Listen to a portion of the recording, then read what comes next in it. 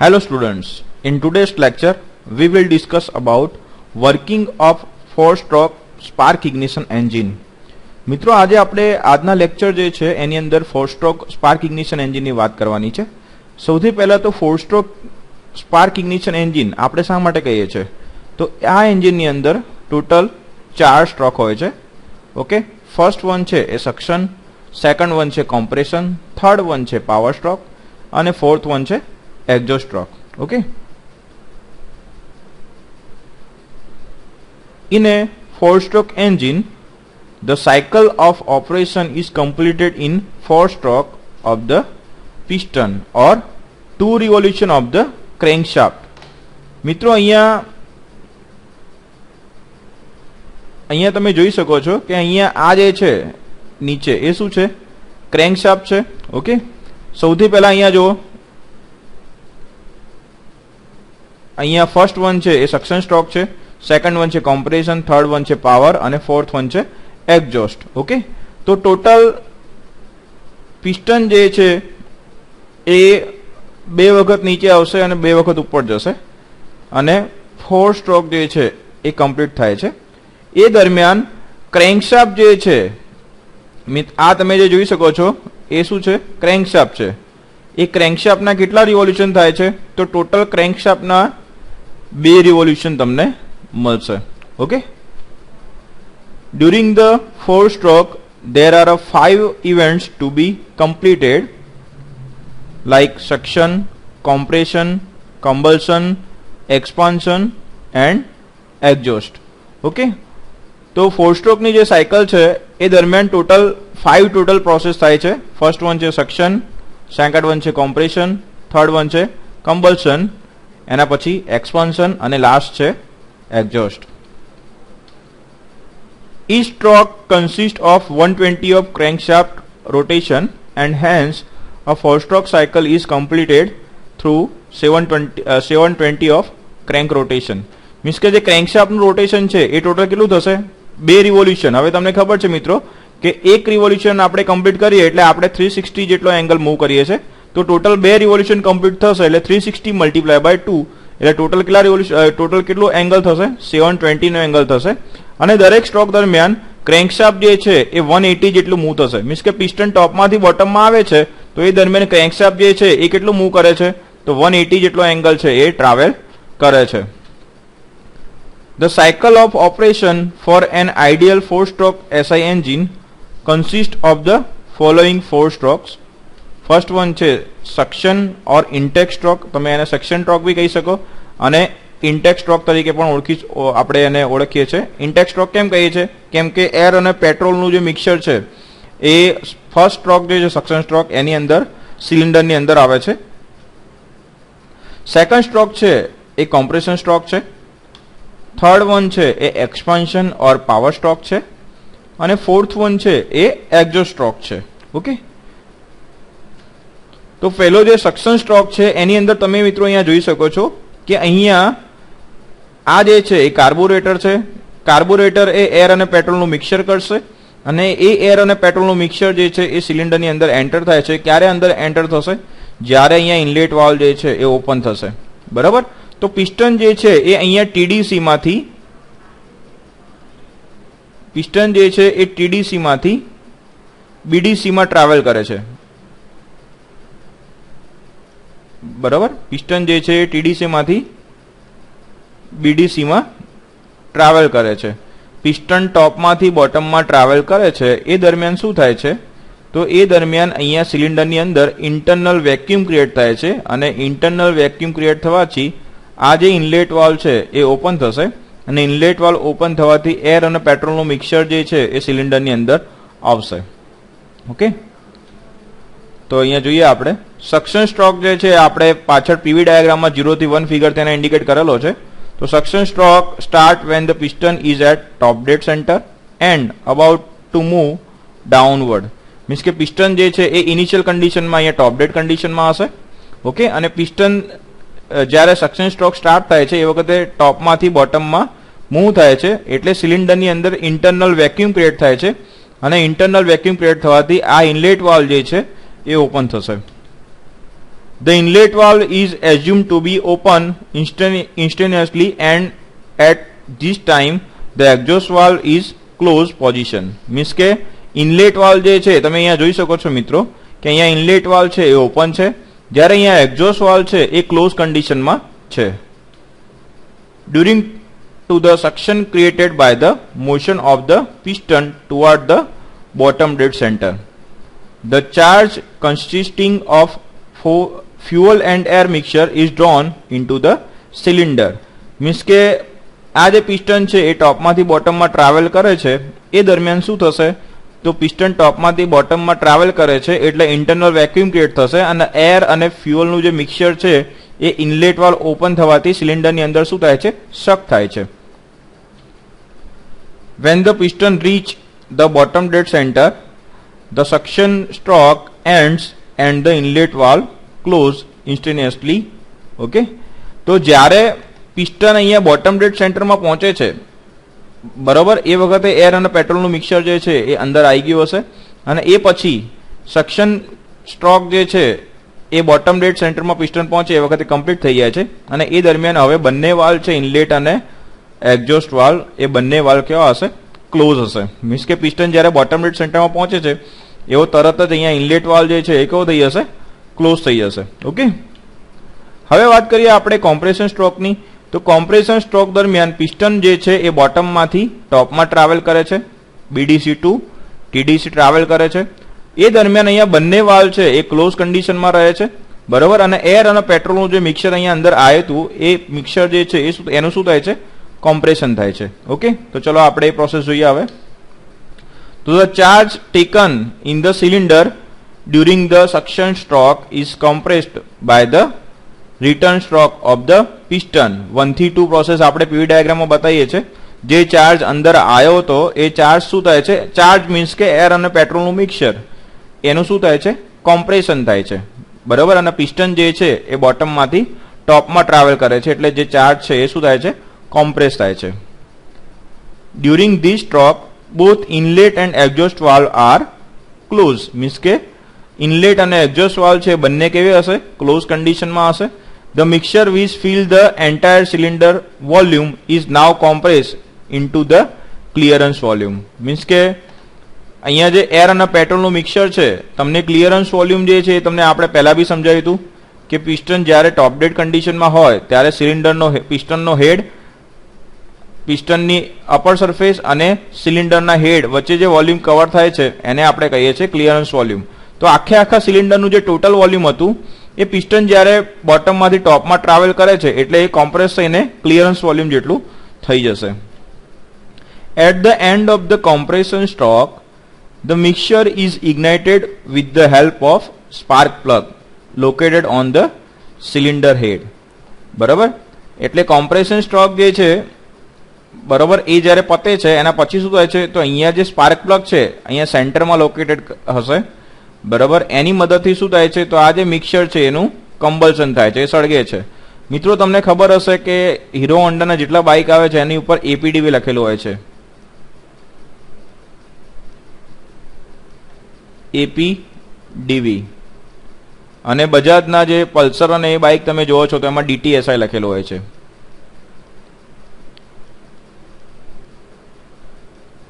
બરાબર, તો આ બંનેનો મિનિંગ શું છે, આ બંનેનો મિનિંગ જે છે એ તમારે મને કોમેન્ટ બોક્સમાં કોમેન્ટ કરવાની છે. એના પછી નેક્સ્ટ લેક્ચરમાં આ બંનેનો મિનિંગ તમને હું સમજાવીશ. At the end of the compression stroke the mixer is ignited with the help of spark plug located on the cylinder head. Okay, next જોઈએ હવે. In the ideal engine, it is assumed that burning take place instantaneously when the piston is at the top dead center and hence the burning process can be approximately as heat addition at constant volume.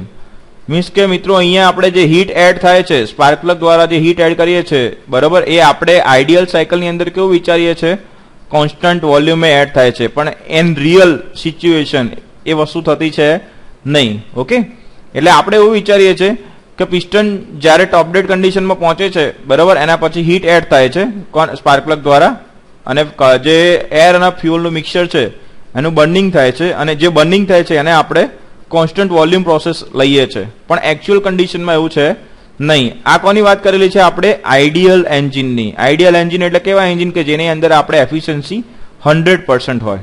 બરાબર, આપણે actual જે cycle છે, actual જે process છે એની અંદર possible છે નહીં. During the burning process the chemical energy of the fuel is converted into heat energy, producing a temperature rise of about 2000 Celsius. The pressure at the end of the combustion process is considerably increased due to the heat release from the fuel. Okay. હવે burning process ની અંદર શું થાય છે? તો મિત્રો તમને ખબર છે કે ફ્યુઅલ શું છે? ફ્યુઅલ તરીકે આપણે પેટ્રોલનો યુઝ કરતા હોય તો એની અંદર કઈ એનર્જી હોય? કેમિકલ એનર્જી હોય. અને એ કેમિકલ એનર્જી નું સ્પાર્ક પ્લગ દ્વારા આપણે કમ્બલ્શન કરીએ છીએ તો શું પ્રોડ્યુસ થાય છે? હીટ એનર્જી પ્રોડ્યુસ થાય છે. આ હીટ એનર્જીના કારણે ટેમ્પરેચર, સિલિન્ડરનું અંદરનું જે ટેમ્પરેચર છે એ ટેમ્પરેચર 2000°C જેટલું રાઇઝ થાય છે. બરાબર, અને ટેમ્પરેચરના અને પ્રેશરમાં પણ વધારો થાય છે. બરાબર, પ્રેશરમાં પણ શું થાય છે? વધારો થાય છે. તો પ્રેશર જે છે એ પણ શું થશે? રાઇઝ થાય છે. હવે આપણે વાત કરીએ expansion or power સ્ટ્રોકની.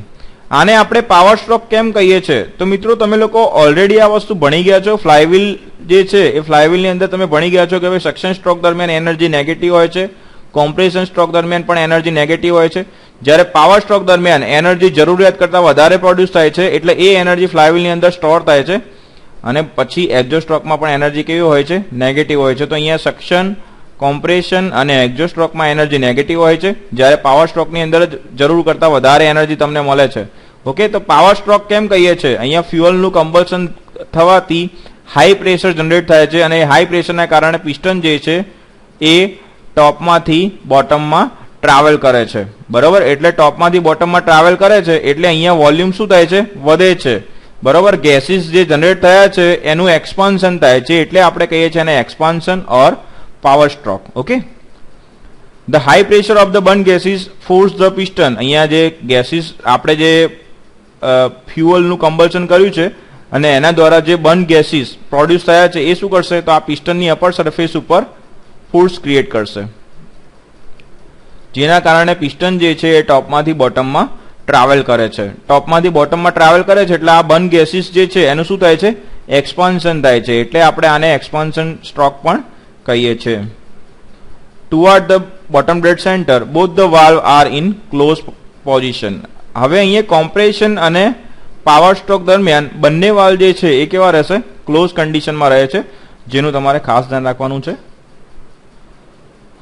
Four stroke only during this stroke power is produce both pressure and temperature decrease during expansion. હવે અહીંયા આગળ જો જે બર્ન ગેસીસ છે એનું શું થાય છે? એક્સપાન્શન થાય છે અને એક્સપાન્શન થશે એટલે ઓબ્વિયસલી પ્રેશર અને ટેમ્પરેચર બંનેમાં શું થાય છે? ઘટાડો થાય છે. ઓકે, હવે વાત કરીએ મિત્રો આપણે એક્ઝોસ્ટ સ્ટ્રોકની. તો એક્ઝોસ્ટ સ્ટ્રોકની અંદર તમે અહીંયા જોઈ શકો છો કે અહીંયા એક્ઝોસ્ટ વાલ્વ જે છે એ ઓપન કન્ડિશનમાં છે, જ્યારે અહીંયા ઇનલેટ વાલ્વ છે એ કેવી કન્ડિશનમાં છે? ક્લોઝ કન્ડિશનમાં છે. પિસ્ટન જે છે એ અહીંયા બોટમમાંથી ટોપમાં ટ્રાવેલ કરે છે. બરાબર, તો હવે વાત કરીએ આપણે exhaust સ્ટ્રોકની. At the end of the expansion stroke, the exhaust valve open instantaneously and the inlet valve remain closed. અહીંયા ઇનલેટ વાલ્વ જે છે ક્લોઝ કન્ડિશનમાં છે અને એક્ઝોસ્ટ વાલ્વ છે એ શું થાય છે? ઓપન થાય છે. The pressure fall to atmosphere level at a part of the burn gas escape. હવે અહીંયા જુઓ મિત્રો, આપણે એર અને પેટ્રોલનું મિક્સર જે છે એને અંદર લાવવા માટે પ્રેશર જે છે એ એટમોસ્ફિયર પ્રેશર કરતાં ઓછું હોવું જોઈએ, મીન્સ કે વેક્યુમ પ્રેશર હોવું જોઈએ.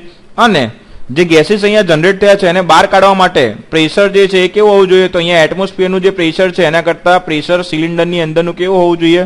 વધારે હોવું જોઈએ. તો અને તો જ જે બર્ન ગેસીસ છે એક્ઝોસ્ટ વાલ્વ ઓપન થવાથી બહાર નીકળશે. ઓકે, તો અહીંયા જોઈએ at the end of expansion stroke the exhaust valve open instantaneously and the inlet valve remain closed. The pressure fall to atmospheric level at a part of burn gases escape. Pressure જે છે એ અહીંયા burn gases જે છે બધા બહાર નીકળી જશે એટલે સિલિન્ડરના અંદરનું પ્રેશર છે એ કેટલું થઈ જશે? તો એ થઈ જશે એટમોસ્ફિયરના પ્રેશર જેટલું. Okay, the piston start moving from the bottom dead centre to the top dead centre. Piston જે છે એ બોટમમાંથી ટોપમાં મૂવ થશે. બરાબર, sweep the burn gases out from the cylinder almost at atmospheric pressure. બરાબર, એટમોસ્ફિયર પ્રેશરે જે બર્ન ગેસીસ છે એ બહાર નીકળશે. The exhaust valve close when the piston reach at top dead centre. Means કે પિસ્ટન જ્યારે ટોપ ડેડ સેન્ટરમાં પહોંચે છે અને બધા બર્ન ગેસીસ બહાર નીકળી જાય છે એટલે એક્ઝોસ્ટ વાલ્વ જે છે એ શું થશે, ક્લોઝ થઈ જશે. મિત્રો તમારે અહીંયા ખાસ ધ્યાન રાખવાની છે કે માની લો કે તમે ક્લિયરન્સ વોલ્યુમ પ્રોવાઈડ કર્યું છે, તો ક્લિયરન્સ વોલ્યુમની અંદર તો ગેસીસ જે છે બરાબર પિસ્ટન ટોપ ડેડ કન્ડિશનમાં પહોંચે એ દરમિયાન પણ અહીંયા ક્લિયરન્સ વોલ્યુમ જે છે એની અંદર તો બર્ન ગેસીસ રહેવાના ચાન્સીસ છે જ. અને એ જ્યારે તમે અહીંયા એર અને પેટ્રોલનું મિક્સર અહીંયાથી ઇન થશે એ વખતે એની જોડે શું થાય છે, મિક્સ થાય છે. બરાબર, અને નવો ચાર્જ બનાવે છે. ઓકે, તો અહીંયા આપણે આ જે છે એ તમને પીવી ડાયાગ્રામ બતાવેલો છે મિત્રો. અહીંયા 1 થી 2 તમને જે પ્રોસેસ બતાવી છે એ શું બતાવી છે, ઇન્ટેક સ્ટ્રોક મીન્સ કે સક્શન સ્ટ્રોક. તો સક્શન સ્ટ્રોક ની અંદર શું થાય છે તમે અહીંયા જોઈ શકો છો કે કોન્સ્ટન્ટ પ્રેશર જે છે કેવું રહે છે, કોન્સ્ટન્ટ રહે છે અને વોલ્યુમમાં શું થાય છે, વધારો થાય છે. ઓકે, 2 to 3 પ્રોસેસ જે છે એ બતાવી છે કોમ્પ્રેશન સ્ટ્રોક. બરાબર, કોમ્પ્રેશન પ્રોસેસ છે. બરાબર, હવે આ કોમ્પ્રેશન પ્રોસેસ છે એ આપણે અહીંયા 2 to 3 થી બતાવેલી છે. બરાબર, એટલે 2 to 3 માં કોમ્પ્રેશન થવાથી અહીંયા તમે જોઈ શકો છો કે વોલ્યુમ જે છે વોલ્યુમ છે એમાં શું થાય છે, ઘટાડો થાય છે. બરાબર, અને પ્રેશરમાં શું થાય છે, વધારો થાય છે. હવે 3 થી 4 એ છે કોન્સ્ટન્ટ વોલ્યુમ પ્રોસેસ અને આપણે બીજું કે કમ્બલ્શન પ્રોસેસ બી કહી શકીએ. ઓકે, તો આ જે છે પીવી ડાયાગ્રામ એ આઈડિયલ સાયકલ માટે છે. 3 થી 4 પ્રોસેસની અંદર શું થાય છે, કમ્બલ્શન થાય છે અને આ સ્પાર્ક પ્લગ દ્વારા જે હીટ છે એ અહીંયા એડ થાય છે. બરાબર, 4 થી 5 પ્રોસેસ છે એ તમને પાવર સ્ટ્રોક બતાવે છે, પાવર સ્ટ્રોક ઓર એક્સપાન્શન સ્ટ્રોક. 4 થી 5 માં એક્સપાન્શન થાય છે, એક્સપાન્શન થવાથી પ્રેશરમાં ઘટાડો થશે અને વોલ્યુમમાં શું થાય છે, વધારો થાય છે. 5 to 6 એક્ઝોસ્ટ વાલ્વ ઓપન થવાથી 5 to 6 ની અંદર 5 to 6 માં હીટ જે છે એ રિજેક્ટ થાય છે અને ફરીથી 2 to 1 એ શું બતાવે છે, અહીંયા આગળ એક્ઝોસ્ટ સ્ટ્રોક બતાવે છે. એટલે જે ગેસીસ પ્રોડ્યુસ થયા છે બરાબર એ ગેસીસ એક્ઝોસ્ટ વાલ્વ ઓપન થવાથી બહાર નીકળશે. બરાબર, કોન્સ્ટન્ટ પ્રેશરે બહાર નીકળે છે. બરાબર, તો આ જે છે એ શું છે, પીવી ડાયાગ્રામ છે. At the end of exhaust stroke and some residual gases trapped in the clearance volume remain in the cylinder. Okay, તો અહીંયા એક્ઝોસ્ટ સ્ટ્રોક પતે છે એના પછી પણ અમુક રેસિડ્યુઅલ ગેસીસ છે, મેં તમને વાત કરી એ પ્રમાણે કે ક્લિયરન્સ વોલ્યુમ જે છે એની અંદર રહી જાય છે. અહીંયા તમે જોઈ શકો છો કે આપણે સિલિન્ડર બતાવીએ છીએ, અહીંયા પિસ્ટન બતાવીએ છીએ. તો પિસ્ટનની ઉપર અહીંયા આ સિલિન્ડરનો હેડ છે અને આ પિસ્ટનની અપર સરફેસ છે. તો આ જે વોલ્યુમ છે એની અંદર અમુક ગેસીસ જે છે એ રહી જાય છે. બરાબર, તો એ શું કરે છે, ધ રેસિડ્યુઅલ ગેસીસ એ અહીંયા તમે જ્યારે ઇનલેટ વાલ્વ ઓપન કરશો એટલે આ રેસિડ્યુઅલ ગેસીસ છે એ નવા ચાર્જ જોડે શું થાય છે, મિક્સ થાય છે. બરાબર, each cycle of 4-stroke engine completed the above 4 operation in 2 engine revolution. Means કે અહીંયા પિસ્ટનનું કનેક્શન છે એ કનેક્ટિંગ રોડ દ્વારા ક્રેન્કશાફ્ટ જોડે હોય છે. એટલે અહીંયા 4 સ્ટ્રોક પૂરા થાય છે એ દરમિયાન પિસ્ટન જે છે એના 2 રિવોલ્યુશન થાય છે. First revolution of the crankshaft અકર during the suction અને કોમ્પ્રેશન. મીન્સ કે સક્શન થાય એ વખતે શું થાય છે, તો જે ક્રેન્કશાફ્ટ છે એનું 0 થી 180 રિવોલ્યુશન થાય છે. કોમ્પ્રેશનની અંદર 180 to 360. બરાબર, એના પછી પાવરની અંદર ફરીથી પાછું 360 to 540 અને એક્ઝોસ્ટની અંદર ફરીથી પાછું 720 સુધી. એ રીતે ટોટલ 2 રિવોલ્યુશન થાય છે.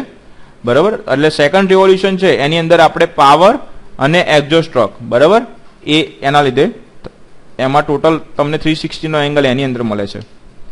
Thus for one complete cycle there is only one power stroke while the crankshaft make 2 revolution. તો તમે એક જ્યારે સાયકલ કમ્પ્લીટ કરો છો, મીન્સ કે એક 4 સ્ટ્રોકની સાયકલ કમ્પ્લીટ કરો છો એ દરમિયાન તમને એક પાવર સ્ટ્રોક મળે છે અને એ દરમિયાન ક્રેન્કશાફ્ટનું જે રિવોલ્યુશન છે એ ટોટલ કેટલા છે, 2 છે. Okay, for getting higher output from the engine the heat addition process should be as high as possible and the heat rejection process should be small as possible. જો તમારે બહુ વધારે પાવર આઉટપુટ જોઈતો હોય તો હીટ એડિશનની પ્રોસેસ છે એ high હોવી જોઈએ. બરાબર, અને હીટ રિજેક્શનની જે પ્રોસેસ છે એ સ્મોલ હોવી જોઈએ. બરાબર, હીટ એડ જે છે હાયર ટેમ્પરેચરે થવું જોઈએ અને હીટ રિજેક્શન છે લોઅર ટેમ્પરેચરે જવું જોઈએ. તો અને તો તમે મેક્સિમમ હીટ એનર્જીનો યુટિલાઇઝ છે એ આપણે કરી શકીએ છીએ. Hence, one should be careful in drawing the ideal PV diagram which should be represent the process correctly. હવે તમને મિત્રો અહીંયા ખબર છે કે પીવી ડાયાગ્રામનો જે એરિયા છે એ શાનું મૂલ્ય આપે છે? તો પીવી ડાયાગ્રામનો જે એરિયા છે એ તમને વર્કડનનું મૂલ્ય આપે છે. ઓકે, તો આ જે છે એ 4 સ્ટ્રોક સાયકલ આપણે સમજ્યા. હવે આમાં તમને કોઈ પણ ક્વેશ્ચન હોય તો તમે કોમેન્ટ બોક્સની અંદર કોમેન્ટ કરી શકો છો. ઓકે, તો વધુ આપણે હવે નેક્સ્ટ લેક્ચરમાં જોઈશું.